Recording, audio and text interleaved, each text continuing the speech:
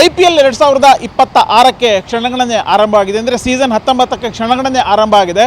2025 June 4ರಂದು ನಡೆದಂತಹ RCB ಸಂಭ್ರಮಾಚರಣೆ ವೇಳೆ ನಡೆದಂತಹ ಚಿನ್ನಸ್ವಾಮಿಯಲ್ಲಿ ನಡೆದಂಥ ಒಂದು ದುರಂತದಿಂದಾಗಿ IPLನ ಪಂದ್ಯಗಳು ಬೆಂಗಳೂರಿನಲ್ಲಿ ನಡೀತಾವಾ ಇಲ್ವಾ ಅನ್ನುವಂಥ ಒಂದು ಪ್ರಶ್ನೆ ಇದೀಗ ಉದ್ಭವ ಆಗಿದೆ. ಜೊತೆಗೆ ನಾನು ಚಿನ್ನಸ್ವಾಮಿ ಸ್ಟೇಡಿಯಂನ ಮುಂಭಾಗ ಇದ್ದೀನಿ. ಇದು ಗೇಟ್ 12 ಏನಿದೆ, ಇದು ಆಟಗಾರರು ಮತ್ತು VIP ಗಳು ಬರುವಂತಹ ಮುಖ್ಯ ದ್ವಾರ.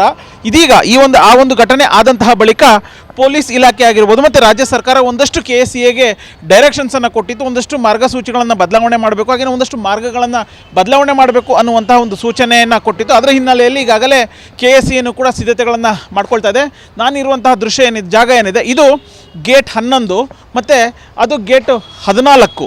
ಈ 13 ಮತ್ತು 14 ಏನಿದೆ, ಈ ಎರಡೂ ಗೇಟ್ಗಳನ್ನು ಇದೀಗ ಸಂಪೂರ್ಣವಾಗಿ ಕ್ಲೋಸ್ ಮಾಡಬೇಕು ಅನ್ನುವಂಥ ಒಂದು ತೀರ್ಮಾನಕ್ಕೆ KSCA ಬಂದಿದೆ. ಹಾಗೆಯೇ ನಾವು ಇಲ್ಲೇನು ನೋಡ್ತಾ ಇದ್ದೀವಲ್ಲ, ಇದನ್ನು ಈ ಸಂಪೂರ್ಣವಾಗಿ ತೆಗೆದು ಹಾಕುವಂಥ ಕೆಲಸವನ್ನು KSCA ಮಾಡ್ತಾ ಇದೆ. ಯಾಕೆಂದರೆ ತಜ್ಞರ ಸಮಿತಿ ಕೊಟ್ಟಿರುವಂತಹ 17 ಶಿಫಾರಸುಗಳಲ್ಲಿ ನೀವು VIP ಗಳಿಗೆ ಪ್ರತ್ಯೇಕವಾದಂಥ ಒಂದು ದಾರಿ ಇರಬೇಕು, ಹಾಗೆಯೇ ಆಟಗಾರರಿಗೆ ಪ್ರತ್ಯೇಕವಾದಂತಹ ಒಂದು ಮಾರ್ಗ ಇರಬೇಕು ಅನ್ನುವಂಥ ಒಂದು ಸೂಚನೆಯನ್ನು ಕೊಟ್ಟಿತ್ತು. ಸೊ ಅದರ ಪ್ರಕಾರ ಗೇಟ್ 12 ಮತ್ತು 12ರಲ್ಲಿ ಆಟಗಾರರಿಗೆ ಮಾತ್ರ ಪ್ರವೇಶ ಇರುತ್ತೆ. ಉಳಿದಂತೆ ಏನು ಪ್ರವೇಶ ಏನಿದೆಯಲ್ಲ ಅದನ್ನು ಸಂಪೂರ್ಣವಾಗಿ ಕ್ಲೋಸ್ ಮಾಡುವಂಥದ್ದು. ಹಾಗೆಯೇ ನಾನು ಈಗಾಗಲೇ ಸಿದ್ಧತೆಗಳನ್ನು ಮಾಡ್ಕೊಳ್ತಿದ್ದಾರೆ. ಅಂದರೆ ಬರುವಂಥ VIP ಗಳೇನಿದೆ, ಈಗ ಇರುವಂಥ ಚಿನ್ನಸ್ವಾಮಿ ಸ್ಟೇಡಿಯಂನ ಮುಖ್ಯ ದ್ವಾರ ಏನಿದೆ, ಆ ಒಂದು ದ್ವಾರದಲ್ಲಿ ಕೇವಲ 2 ಗೇಟ್ಗಳನ್ನು ಮಾತ್ರ ಓಪನ್ ಇರುತ್ತೆ. ಒಂದು ಆಟಗಾರರಿಗೆ, ಮತ್ತೊಂದು VIP ಗಳಿಗೆ ಮಾತ್ರ. ಉಳಿದಂತೆ ಇರುವಂತಹ ಪ್ರೇಕ್ಷಕರೇನಿದ್ದಾರೆ ಅವರು ಬೇರೆ ದಾರಿಯಲ್ಲಿ ಬರಬೇಕು, ಬೇರೆ ಗೇಟ್ನಲ್ಲಿ ಬರಬೇಕು ಅನ್ನುವಂಥ ಒಂದು ಸಿದ್ಧತೆಗಳನ್ನು ಈಗಾಗಲೇ KSCA ಮಾಡಿಕೊಂಡಿದೆ. ಸದ್ಯ ನಾನು ನಿಮಗೆ ತೋರಿಸ್ತಾ ಇರುವಂಥ ದೃಶ್ಯ ಏನಿದೆ, ಇದು ಗೇಟ್ ನಂಬರ್ 16 ಮತ್ತು 17. ಇದೇನಿದೆ, ಇದನ್ನು ಸಂಪೂರ್ಣವಾಗಿ ಓನ್ಲಿ ಫಾರ್ VVIPಗಳು ಮಾತ್ರ, VVIPಗಳಿಗೆ ಮಾತ್ರ ಈ ಒಂದು ದ್ವಾರದಲ್ಲಿ ಪ್ರವೇಶ ಇರುತ್ತೆ. ಹಾಗೆಯೇ ನಾವಿನ್ನು ತೋರಿಸ್ತಾ ಹೋಗ್ತಾ ಇದ್ದೀನಲ್ಲ, ಇಲ್ಲಿ ಸಂಪೂರ್ಣವಾಗಿ ಸಮದಟ್ಟನ್ನು ಮಾಡುವಂಥ ಕೆಲಸ KSCA ಮಾಡ್ತಾ ಇದೆ. ಅಂದರೆ ಈ ಲೆವೆಲ್ ಏನಿದೆಯಲ್ಲ, ಈ ಲೆವೆಲ್ಗೆ ಬೇಕಾದಂತಹ ಸಮದಟ್ಟನ್ನು ಮಾಡಿಕೊಳ್ಳುವಂಥ ಕೆಲಸ ಈಗಾಗಲೇ KSCA ಮಾಡ್ಕೊಳ್ತಾ ಇದೆ. ಅಂದರೆ ಇಲ್ಲಿಂದ ಬರುವಂಥ ಈ ಒಂದು ಗೇಟಿನ ಮೂಲಕ ಬರುವಂತಹ VIP ಗಳು ನೇರವಾಗಿ P2 ಗ್ಯಾಲರಿಗೆ ಹೋಗುವಂಥ ವ್ಯವಸ್ಥೆಯನ್ನು ಮಾಡಲಾಗಿದೆ. ಸೊ ಸಂಪೂರ್ಣವಾಗಿ ಇಲ್ಲಿರುವಂತಹ ಮಾರ್ಗ ಏನಿದೆ, ಇಲ್ಲಿರುವಂಥ ಅಡೆತಡೆಗಳೇನಿದ್ದಾವೆ, ಕಬ್ಬಿಣದ ಸರಳುಗಳೇನಿದ್ದಾವೆ, ಇವೆಲ್ಲವನ್ನು ಕೂಡ ತೆಗೆದು ಹಾಕುವಂಥ ಕೆಲಸವನ್ನು ಈಗಾಗಲೇ KSCA ಮಾಡ್ತಾ ಇದೆ. ಬೇಕಾದಂಥ ಸಿದ್ಧತೆಗಳನ್ನು ಕೂಡ ಮಾಡ್ಕೊಳ್ತಾ ಇದೆ.